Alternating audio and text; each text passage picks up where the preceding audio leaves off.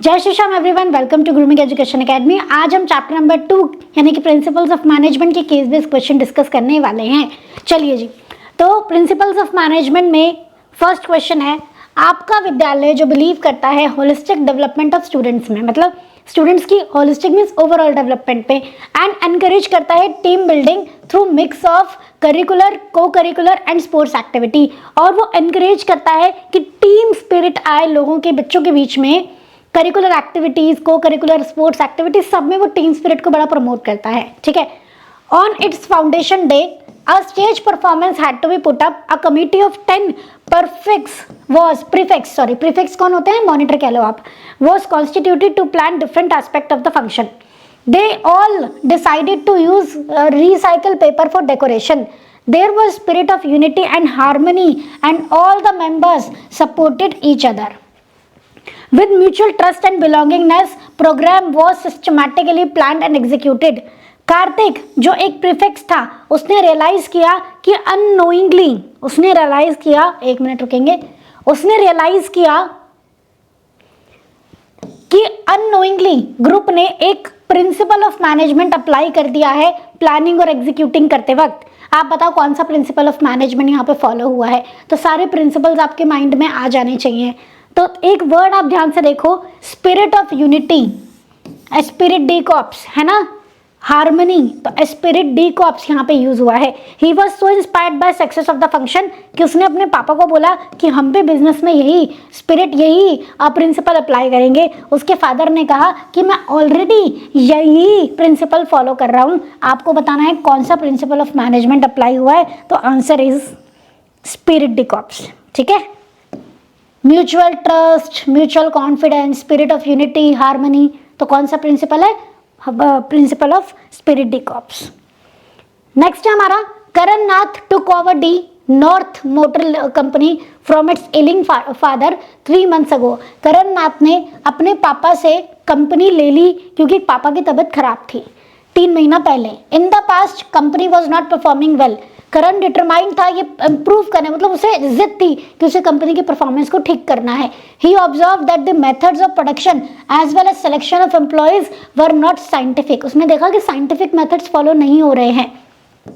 वो बिलीव करता था कि हर काम को करने का बस एक ही बेस्ट मेथड होता है एफिशिएंसी को मैक्सिमाइज करने के लिए। तो हमें यहीं से ही पता लग रहा है, मेथड स्टडी के बारे में बात हो रही है, पर हम पूरा पढ़ेंगे। He also felt that once the method is developed, worker of the company should be trained to learn that best method. एक बार जब मेथड पता लग गया कौन सा बेस्ट है, तो वर्कर्स को ट्रेन करना चाहिए उस बेस्ट मेथड के ऊपर। He asked the production manager to develop the best method and carry out necessary training. The production manager developed this method. उसने बहुत सारे पैरामीटर्स के बेसिस पे मेथड निकाला, और मतलब सीक्वेंस ऑफ ऑपरेशन, प्लेस को लेके, सब चीज़ों को लेके this method was implemented throughout the organisation. It help in increasing the output. जब ये मेथड अप्लाई हुआ तो इससे आउटपुट बढ़ी, क्वालिटी बढ़ी, कॉस्ट कम हुआ, वेस्टेज कम हुआ।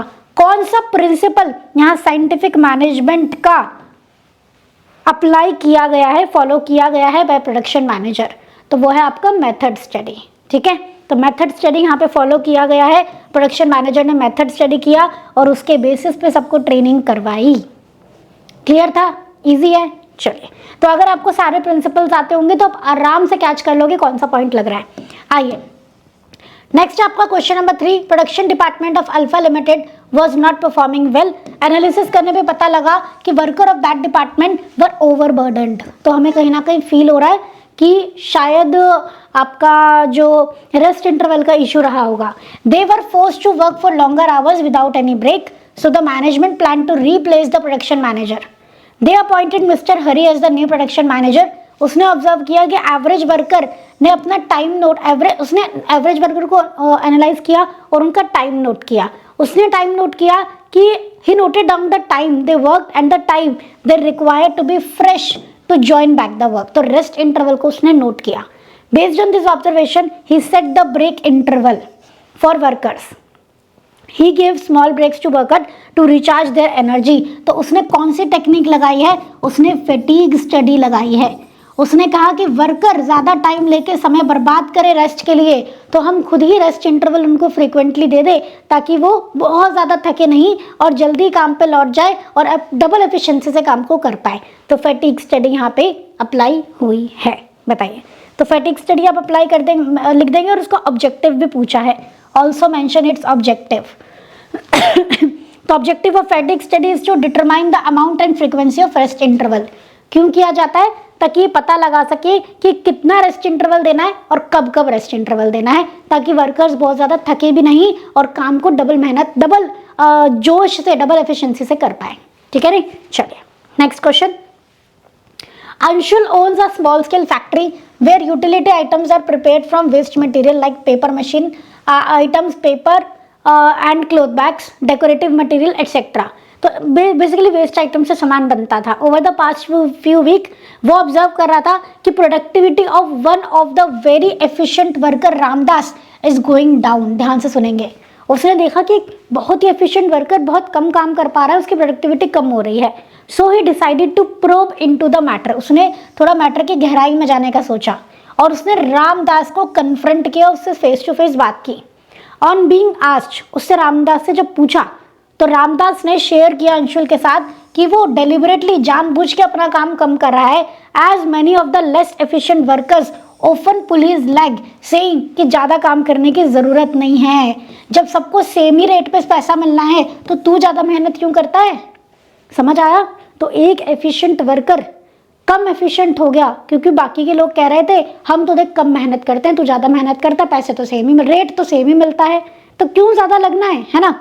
Taking a lesson from this insight, इस बात से अंशुल ने सीखा और डिसाइड किया कि वो इंसेंटिव बोनस प्लान लगाएगा so as to differentiate between efficient and inefficient worker. Differential piece wage system. In the context of above case आप बताओ कौन सा इंसेंटिव बोनस प्लान लगाया जाएगा? तो differential piece wage system. Wages मिलेंगे एफिशिएंसी के हिसाब से। 100 यूनिट तक बनाओगे तो 50 रुपीज़ पर यूनिट के हिसाब से पैसा मिलेगा। 100 यूनिट से ऊपर बनाओगे तो सब पे 60 रुपीज़ के हिसाब से पैसा मिलेगा। तो कोई भी 100 को तो कम से कम पार करने की सोचेगा ही, एफिशिएंटली काम करने की सोचेगा ही। तो डिफरेंस, ये देखो कीवर्ड है, difference between efficient and inefficient worker को आइडेंटिफाई करने के लिए, डिफरेंशिएट करने के लिए आपका अगर ऐसा कोई कीवर्ड है तो मतलब अगर ऐसा कुछ आता है कि एफिशिएंट इनएफिशिएंट वर्कर को आइडेंटिफाई करना है, डिफरेंशिएट करना है, तो डिफरेंशियल पीस वेज सिस्टम। ठीक है, डिफरेंशियल पीस वेज सिस्टम लिख देंगे और एक लाइन में मीनिंग लिख दोगे तो बहुत ही बढ़िया हो जाएगा। According to Taylor, financial incentive motivator का काम करते हैं, तो एक्स्ट्रा अर्निंग मोटिवेट करती है उन्हें एक्स्ट्रा एफर्ट डालने के लिए। ठीक है, तो डिफरेंशियल पीस वेज सिस्टम का मीनिंग भी बता देना, ये रहा meaning.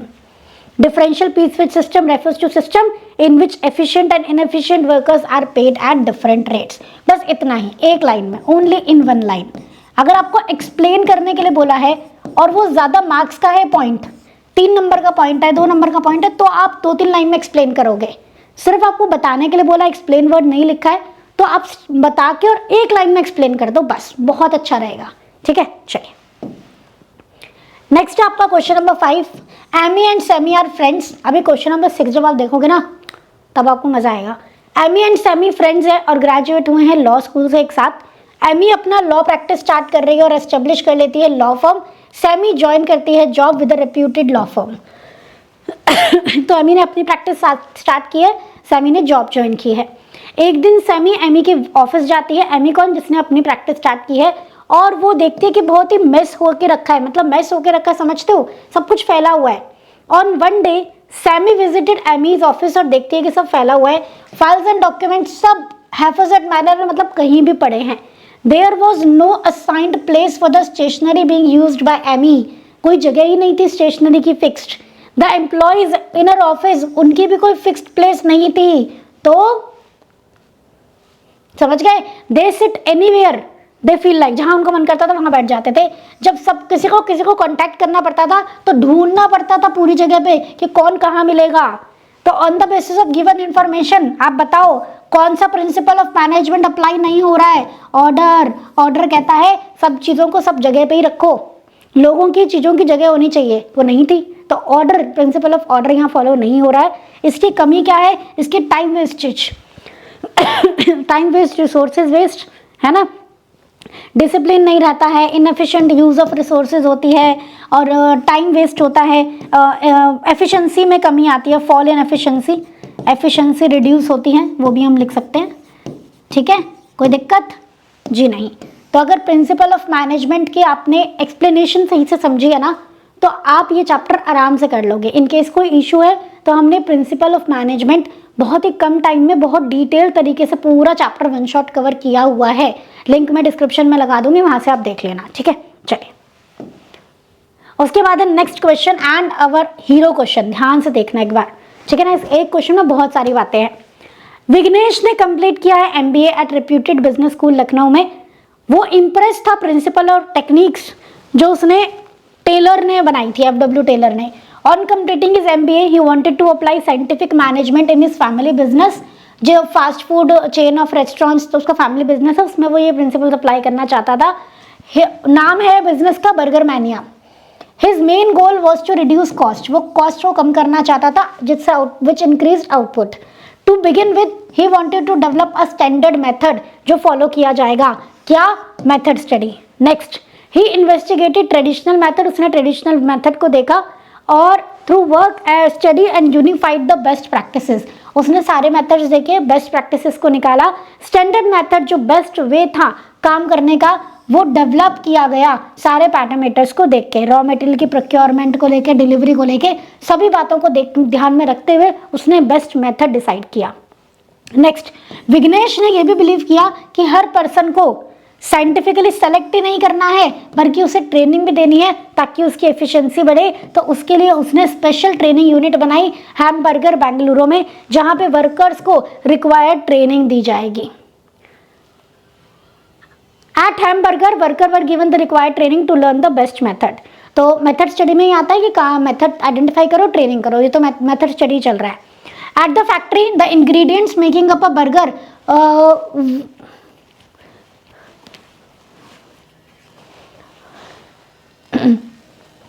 making ingredients required making up a burger were strategically placed to reduce the time taken for excessive movement। तो ये क्या किया गया? मूवमेंट स्टडी, जिसको हम कहते हैं मोशन स्टडी। मोशन स्टडी करी और अननेसेसरी मूवमेंट को अवॉइड करने के लिए चीजों को तरीके से रखा गया। The standard time and other parameters were determined on the basis of work study and Vighnesh ने रिवॉर्ड किया to the worker for meeting the standard output. Now Burger Mania has standardized process, raw material, time, machinery, production and working condition, जिसने ensure किया कि जो food वो अपने customer को दे रहे हैं वो हाई स्टैंडर्ड ऑफ एक्सीलेंस के हों, क्वालिटी ऑफ लेवल हर फ्रेंचाइजी में सेम हो, standardisation. The application of scientific management to every aspect of restaurant operations Burger Mania के वाइड स्प्रेड सक्सेस का राज बना।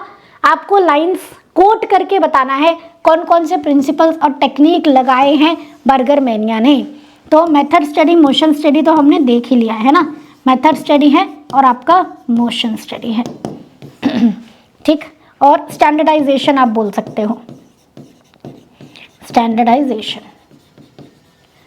चलिए आइए, इसमें ना एक चीज और है, ध्यान से सुनो आप। देखो इसमें क्या है कि वर्कर्स को ट्रेनिंग दी थी टू इंक्रीज एफिशिएंसी, तो development of each and every person to their greatest efficiency, ये भी उसने प्रिंसिपल फॉलो किया था, ये भी उसने रूल फॉलो किया था, है ना। तो time study, motion study, standardisation and development of each and every personal to his or her greatest efficiency. ठीक है, ये प्रिंसिपल उसने फॉलो किया था। आइए, तो development of each and every person to his or her greatest efficiency principle उसने follow किया था।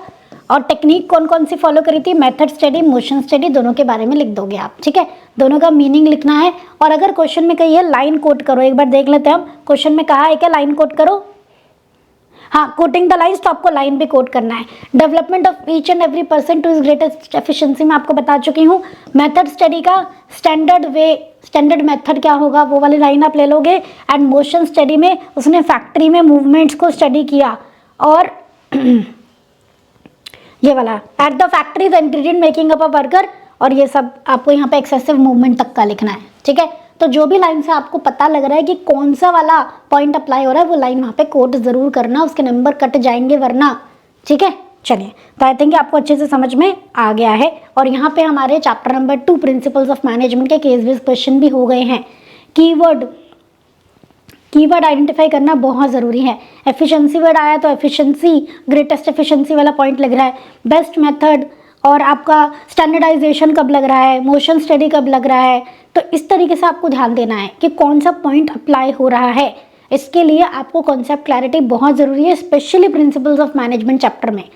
हर प्रिंसिपल की, जो आपके टेलर के, फियोल के जो भी प्रिंसिपल्स हैं, टेलर के जो भी टेक्निक्स है, उनके आपको कीवर्ड पता होने चाहिए, उनका एग्जैक्ट मीनिंग पता होना चाहिए, ठीक है, तभी आप इसको अच्छे से सॉल्व कर पाएंगे। तो मेक श्योर अगर आपको थोड़ा सा भी डाउट है तो वीडियो का लिंक डिस्क्रिप्शन में है, वहाँ से आप अपने प्रिंसिपल्स ऑफ मैनेजमेंट के कॉन्सेप्ट को क्लियर कर लेंगे, ठीक है। चलिए, thank you so much everyone, मिलते हैं नेक्स्ट वीडियो में। ऑलरेडी हम चैप्टर 1 के भी क्वेश्चंस कर चुके हैं, तो वो भी आप देख सकते हो, ठीक है। आप देखोगे तो लाइव आपको मिल जाएंगे वहाँ वीडियो सेक्शन में, प्लेलिस्ट बना दी गई है अलग से, उसमें आपको सारे चैप्टर्स के क्वेश्चंस मिल जाएंगे, केस बेस्ड क्वेश्चन, ठीक है। तो मिलते हैं नेक्स्ट वीडियो में। Thank you so much everyone, जय श्री श्याम।